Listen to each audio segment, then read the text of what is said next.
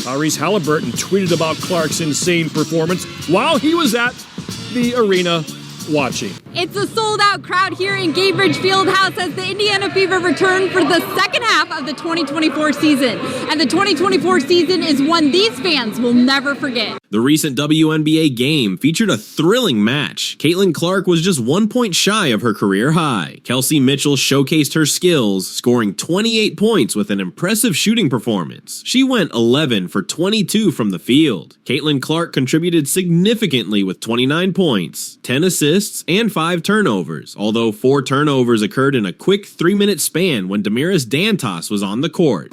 Yeah, you guys, you can expect a well-rested basketball team, and you can expect a team who's just ready to get back out there and play again. Make no mistake, this was a welcomed month off for this young Fever basketball team who, let's not forget, was one of the hottest teams in all the WNBA to end the first half of the season. The message from this Fever team over the past couple of weeks is that they've been back at practices. They're used this time to not only rest, but to grow closer together as a team. They've had so many different team bonding outings together. And the game was a roller coaster, with the Indiana Fever initially taking a commanding 30-point lead. However, the Phoenix Mercury fought back to briefly take a 1-point lead, but the Fever ultimately secured the win. To grind this one out and get it done, I think is just a step in the right direction, but it's one at a time, and we have another big one Sunday. For Indiana fans, there may be concerns about allowing the Mercury to come back into the game. The performance of such a young team in high-pressure situations was remarkable. Zubin, the biggest thing it's telling me is that Indiana's growing up, because we saw in the first half of the season there were opportunities.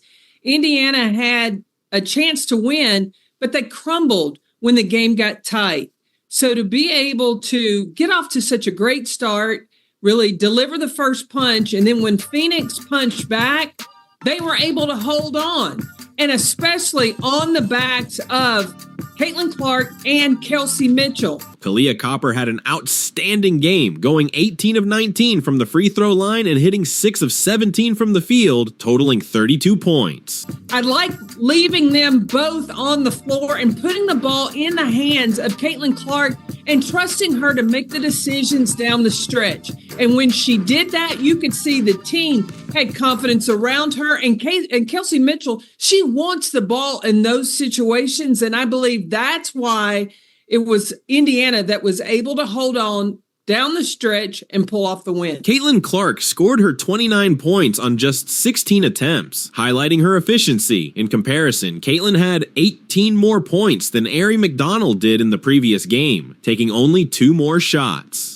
Rookie of the Year has wrapped up, and there is much to discuss. But first, let's talk about Caitlin Clark. She was on fire. You really can't predict that kind of performance. The Indiana Fever are busting down the door of the second half of the season. They be one of the best teams in the league tonight at Gainbridge Fieldhouse. Final score 98-89 over the Phoenix Mercury. A shout out goes to Katie Lou Samuelson. How amazing would it have been to be there live to cheer Katie Lou when she sank that 3-pointer? A Lexi Hull jersey from DH Gate is on the way, and honestly, it couldn't have come at a better time. She went 2 for 3 from beyond the arc, and considering her reputation, that's impressive. It's a sold-out crowd here in Gainbridge Fieldhouse as the Indiana Fever return for the second half of the 2024 season. And the 2024 season is one these fans will never forget. Go Fever! Go Fever! Go Fever! On the flip side, Damiris Dantas really struggled on the court. Erica Wheeler had a -6 rating, but honestly, it wasn't as bad as it sounds. The lineup with Wheeler, Dantas, and Clark just didn't click. Clark had 3 turnovers because she was trying to make passes like Aaliyah Boston would, but it just didn't work out. If Aaliyah had been on the floor, those turnovers probably wouldn't have happened. But hey, who cares? They won the game, especially after that tough stretch. Fans from Iowa, South Carolina, Vermont, Texas,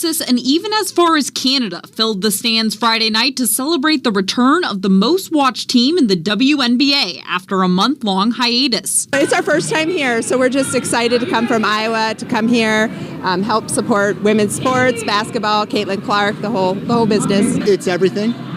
Girl dad, shout out all the girl dads out there. I love it to be able to come here, have fun, give my daughter the trip up. It's a trip of a lifetime. My wife talked me into getting season tickets last year, and I'm so glad she did because we enjoy the heck out of this. This is just amazing. We're ready to scream our lips off. Yeah, I'm ready to lose my voice. Fans are not only celebrating the first game home since mid-July, but a very successful first half of the season. Nalissa Smith really impressed with her finishing skills. She's a fantastic scorer. And Kelsey Mitchell, she had one of her best games, hitting crucial shots when the team needed it most. When Lexi Hull made that shot and Katie Lou hit hers, those were pivotal moments, especially since they don't take many shots. In the end, plus-minus stats don't matter as much when you come out on top. Who are you here to see tonight? Caitlin Clark. Oh, whoa, you came from Canada to see. Saskatchewan, Canada. That's a long walk. We drove 23 hours.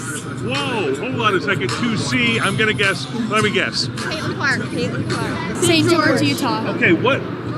I see by your jerseys what brought you here, but I'm going to ask you a silly question. Why are you here tonight? Caitlin Clark. Caitlin Clark. Erica Wheeler and Aaliyah Boston were the key players in the recent game. Erica Wheeler had a strong first half, but struggled in the second half. Aaliyah Boston, on the other hand, was outstanding throughout the game. Although Aaliyah Boston only had 14 points and 9 rebounds, her presence on the court was invaluable. She provided a crucial outlet for Caitlin Clark when she was being double-teamed or blitzed. Aaliyah Boston's reliability as an outlet made it difficult for the opposing team to solely focus on Caitlin Clark. Additionally, Aaliyah Boston played decent defense against Brittany Griner in the post and hit some crucial free throws. Honestly, I think work really hard, have dreams, chase them, but also there's going to be moments that are really hard and there's going to be moments that are great. That's what every single person goes through in their life, whether you want to be a professional athlete, whatever you want to do, there's going to be moments of hardship and then a lot of amazing moments, but that's what makes the moments of really great time, that's what makes it so amazing. So the Indiana Fever's victory over the Mercury, who had just defeated the Chicago team, was a significant win and a statement victory for the team. Despite the Mercury leading in the fourth quarter, the Fever managed to close the game better. I don't know, I'm just going to take it in stride because I enjoy it, so I'm with it. Yeah, I think we've gotten a lot better, just understanding each other as we're playing the game, looking for each other when each other's hot, Kels got hot there. Made a few in a row, so you're just looking to find her. I think in transition, especially the way she runs the floor with her speed, I've always got my eyes up trying to look to find her, and I think she can tell when I want her to go back door, when I want her to come cut off the ball or anything like that, and just that chemistry that you get used to playing with one another. It's taken time, but I think we're really starting to get it down. The Indiana Fever have encountered challenges in closing out games this season, particularly in close matchups. Notably, they lost their third game to the Chicago Sky and fell to the Dallas Wings. As somebody who watched the Mercury become part of this city in 1997 when the league was born, I take issue with the fact that there were so many loud visitors in the arena, and they could have been at these games for the last 25 some odd years, right? And we know that Caitlin Clark is a superstar. She is talented, yes, but we have Diana Taurasi, Kalia Copper, Brittany Griner, and a long list of talented players who have been in Mercury uniforms, who have been lights out, who have been shooting from the logo, maybe not at the volume of Caitlin Clark, but Diana Taurasi is Diana Taurasi. So it was the bun before the ponytail, and while, yes, she was locked up by Kalia Copper for a good stretch of the game, Caitlin Clark couldn't hit as many logo shots as she wanted to, but the fans were excited to see her. We got a competitive game to the final ticks, which is what fans really wanted. Yeah. Although the Fever performed well, the Wings outmatched them with standout performances from players like J.C. Sheldon, who hit several three-pointers, and Araike Ogunbowale, who made a remarkable shot. Kelsey Mitchell is a key player for Indiana, and it is crucial for the team to retain her. While she may not be the ultimate long-term solution, her short-term contributions are invaluable, and finding a better free agent would be difficult. The Fever's roster, filled with young talent, has the potential to contend sooner than many expect. Caitlin Clark scoring 29 points and providing 10 assists. If she had been fouled at the end of the game or had not run down the shot clock before making her drive, she might have achieved a career-high score. Her case for Rookie of the Year is strengthening, especially as she has set the record for the most double-doubles by a guard in WNBA history, alongside contributing 5 rebounds in that game. Additionally, Angel Reese has surpassed Caitlin Clark in steals per game, leading in 2 categories now. The ongoing discussions about Rookie of the Year are fueled by media attention, but the performance of these young players is undeniable and adds to the excitement surrounding the Fever's future. But the Rookie of the Year race, I think, is really, really interesting. We've talked about this one before, so I'll go over it very quickly. Angel Reese, 17 double-doubles, actually make that 18 double-doubles this season after yesterday. tied for the second most by a rookie in a single season. And it stands to reason she's going to break Tina Charles' record from 2010. And then there's Caitlin Clark, who would be the first rookie ever to average 15 points, 5 rebounds, and 5 assists per game. The first one, and just the 5th player ever in league history to do that. And I've said that I still, right now, I'm riding with Caitlin.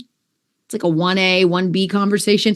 Caitlin as my rookie of the year, just because I do think it's harder for guards. The conversation surrounding the Rookie of the Year award has become increasingly irrelevant. Asserting that Angel Reese deserves this title seems as ludicrous as claiming that Nneka Ogwumike is the most valuable player. The gap between the two is simply too vast to compare, especially when discussing other candidates like Sylvia Fowles, where the narrative could at least be debated. The number one headline, the prevailing headline, is the Rookie of the Year race, and I don't even think it's close.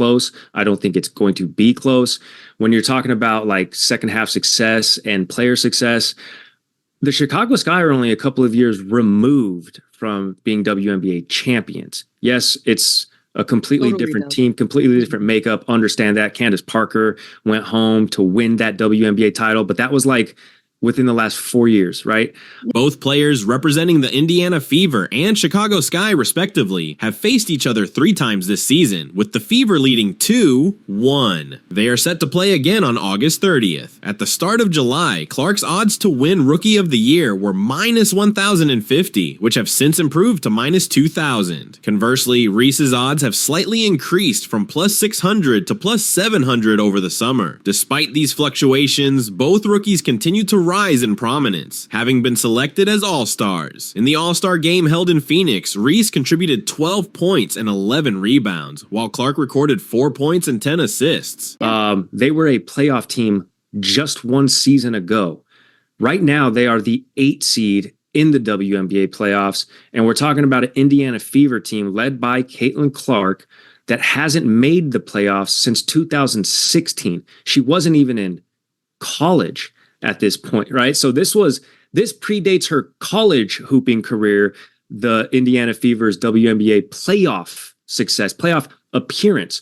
So the fact that right now the Fever are the 7th seed in the WNBA playoffs. The All-Stars triumphed over Team USA with a score of 117-109. Neither Clark nor Reese was chosen for the 2024 Paris Olympics team. Colin Cowherd, host of The Herd, advocated for Clark's inclusion, stating, "Don't double down on dumb. Get her on the team. Give us a reason to watch the Olympic women's team." The Olympics gold medal game between Team USA and France attracted 10.9 million viewers, with the USA narrowly winning 67-66. While it appears unlikely for Reese to surpass Clark in the Rookie of the Year odds, she is having a remarkable season, highlighted by a WNBA record of 15 consecutive double-doubles, which ended during a game against the New York Liberty on July 13th. Currently, Reese averages 12 rebounds per game, while Clark has achieved her first triple-double this season, marking a significant milestone in WNBA history. On Undisputed, Fox Sports contributor Rachel Nichols expressed